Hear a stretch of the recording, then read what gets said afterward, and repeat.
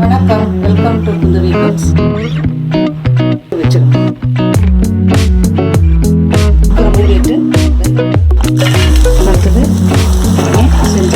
வணக்கம், welcome to Kundavai cooks. போன வீடியோவில் வந்து குரோஷேல செயின் ஸ்டிச் பார்த்தோம். இன்றைக்கி வந்து இதில் போடக்கூடிய பேசிக் ஸ்டிச்சஸ் என்னென்னு பார்க்க போகிறோம். அதில் ஃபஸ்ட்டு வந்து எஸ்சின்னு சொல்லுவாங்க, அது பேர் சிங்கிள் குரோஷே அப்படின்னு சொல்கிறது. இப்போ அந்த சிங்கிள் குரோஷே எப்படி போடுறது அப்படின்னு பார்க்கலாம். எந்த குரோஷே தொடங்குறதா இருந்தாலும் செயின் போடாமல் ஸ்டிச்சஸ் போட முடியாது. அதனால் ஃபஸ்ட்டு வந்து செயின் ஸ்டிச் போட்டுக்கணும். பாருங்க, செயின் போட்டிருக்கேன், 15 செயின் போட்டிருக்கேன். சிங்கிள் குரோஷே அப்படிங்கிறது வந்து ஈக்குவலன் டு 1 செயின். ஆனால் அதை வந்து நம்ம 1 செயினை வந்து ஒரு ஸ்டிச்சாக எடுத்துக்க முடியாது. அதனால எப்பொழுதுமே ஒரு செயின் வந்து ஹைட்டுக்காக போட்டுக்கிறது. ஏன்னா நம்ம அடுத்த செயின்குள்ளே விடுறதுக்காக. இது வந்து நம்ம ஹைட்டுக்காக போட்டது ஒரு செயின். ரெண்டாவது செயின் இது பாருங்க, அதான் ரெண்டாவது செயின். இந்த ரெண்டாவது செயினில் பார்த்தீங்கன்னா செயின் அப்படிங்கிறது பாருங்கள், இங்கே இது ஒரு செயின், இது ஒரு செயின் இல்லைங்களா. இந்த செயின் இருக்குல்ல, இங்கே 2 லூப் இருக்குது. அதில் இந்த லூப்பில் நம்ம ஊசி விட போகிறோம். செகண்ட் செயினுக்குள்ளே தான் விடுறேன். இங்கே பாருங்கள், ஒரே ஒரு இதில் தான் நான் விட்டுருக்கேன். அந்த செயினில் ஒரு லூப்பில் விட்டு இந்த ரன்னிங் நூல் இருக்குது இல்லைங்களா, இந்த உள்ளன்லேருந்து வருது இல்லையா, அதுக்குள்ளார நம்ம விடணும். ஹூக்கில் 2 நூல் இருக்குது. அதை நம்ம என்ன பண்ணுறோம், இப்போ கீழே இருந்து ஊசியை மேலே இந்த நூலுக்கு கொண்டாந்து நூலை அப்படி இழுக்கணும். இந்த கையிலேருந்து வருது பார்த்திங்களா, இந்த நூலை வந்து இப்படி இழுத்து இந்த 2 லூப்பு வழியாக உள்ளே இழுக்கணும். மேலே இருக்கிற இந்த லூப்பில் இந்த ஊசி விட்டுட்டோம். ஹூக்கை வந்து ரன்னிங் த்ரெட்டு வழியாக அந்த நூலை இழுக்கிறோம். இழுத்து இந்த 2 லூப்பு வழியாக வெளியே வரணும். இதுக்கு பேர் எஸ்சி, சிங்கிள் குரோஷே. டிசின்னு கொடுத்துருப்ப சில புத்தகங்களில் டிசி எஸ்சி ரெண்டுமே ஒன்று தான். அமெரிக்கன் இதில் எஸ்சின்னு சொல்லுவாங்க சிங்கிள் குரோஷேன்னு. யூரோப்பியன் இதில் வந்து டிசின்னு சொல்லுவாங்க. நம்ம எவ்வளோ செயின் போட்டிருக்கோமோ அந்த செயின் வழியாக எல்லா இதையும் போடணும். 16 செயின் மொத்தம்.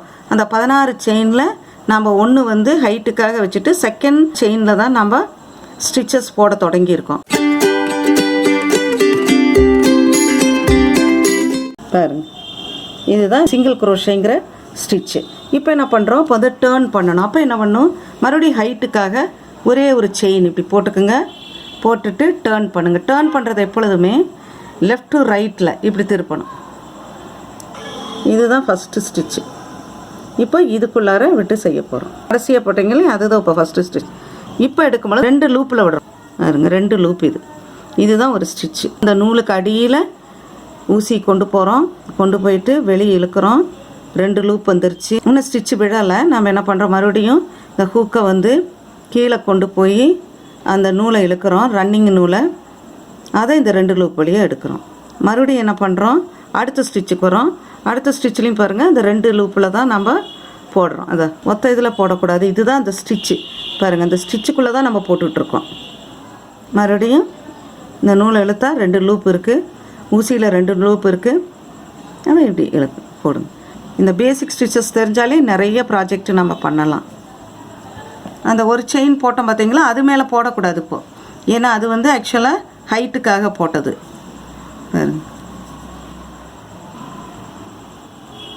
அடுத்ததும் அதே மாதிரி தொடங்கும் பொழுது மறுபடியும் டேர்ன் பண்ணணும்.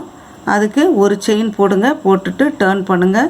டேர்ன் பண்ண உடனே லாஸ்ட்டாக போட்ட ஸ்டிச்சில் மறுபடியும் போடணும். இப்படியே நீங்கள் வந்து ஒரு 4 இன்ச்சு 5 இன்ச்சுக்கு சாம்பிளர் மாதிரி போட்டு பார்த்தீங்கன்னா நெக்ஸ்ட்டு ஸ்டிச்சு சொல்லி தரும்போது உங்களுக்கு ஈஸியாக புரியும். நான் இப்போ ஒரு 8 லைன் கிட்டத்தட்ட போட்டிருக்கேன். நீங்கள் ஒரு 10 இன்ச்சு கூட நீங்கள் போட்டு ப்ராக்டிஸ் பண்ணிங்கன்னா ஈஸியாக இருக்கும். இப்படி போட்டு முடித்த பிறகு இது எப்படி நாம் முடிக்கிறோம் அப்படின்னு இப்போ பார்க்கலாம். ஒரு செயின் போடுங்க. ஒரு செயின் இப்படி போடுவோம் இல்லையா, போட்டுட்டு என்ன பண்ணுங்கன்னா இதை இப்படி இழுத்துருங்க. இழுத்துட்டு இதை கட் பண்ணிட்டிங்கன்னா அவ்வளோதான், முடிச்சுது. ராங் சைடு எது ரைட் சைடு எதுன்னு நம்மளுக்கு தெரியாது. தொடங்கும் போது ஆரம்பித்து இந்த நூல் வந்து உங்களுக்கு லெஃப்ட் ஹேண்ட் சைடு இருக்கணும். இதுதான் உங்களுக்கு ரைட் சைடு. இது வந்து ராங் சைடு. ஒரு ஊசி எடுத்துக்கணும். ஊசி எடுத்துகிட்டு நம்ம உள்ளே வந்து சொருகி விடணும். டேப்பஸ்ட்ரி பிளண்ட்டாக இருக்கிற ஊசி எடுத்துக்கோங்க. எடுத்துகிட்டு முதல் நூலை வந்து இப்படி கோர்த்துக்குங்க. இதுதான் ரைட் சைடு. இந்த நூல் வந்து உங்களுக்கு லெஃப்ட் ஹேண்ட் சைடு இருக்குது. அதனால் பின்பக்கம் திருப்பிக்கிங்க. திருப்பிட்டு இங்கே இந்த மாதிரி லூப்பெல்லாம் தெரியுது பார்த்தீங்களா, அதுக்குள்ளார மெதுவாக லைட்டாக, அதாவது அந்த வடிவம் மாறாமல் அப்படியே கோர்த்து விட்டுட்டே போகணும். கொஞ்சம் நூல் வந்து இப்படி கோர்க்கிற அளவுக்கு இருக்கணும். இந்த மாதிரி கோர்த்து விட்ருங்க. கோர்த்து விட்டுட்டு போட்டிங்கன்னா சரியாக இருக்கும். அதேமாரி இந்த நூலையும் மேலே இருக்குது பார்த்திங்களா, இந்த ஸ்டிச் வழியாகவும் நம்ம வந்து இதை உள்ளே எடுத்துடலாம். ராங் சைடாக எல்லாத்தையுமே நம்ம இது பண்ணணும். இந்த மாதிரி உள்ளே வந்து சொருகி விட்டுருங்க.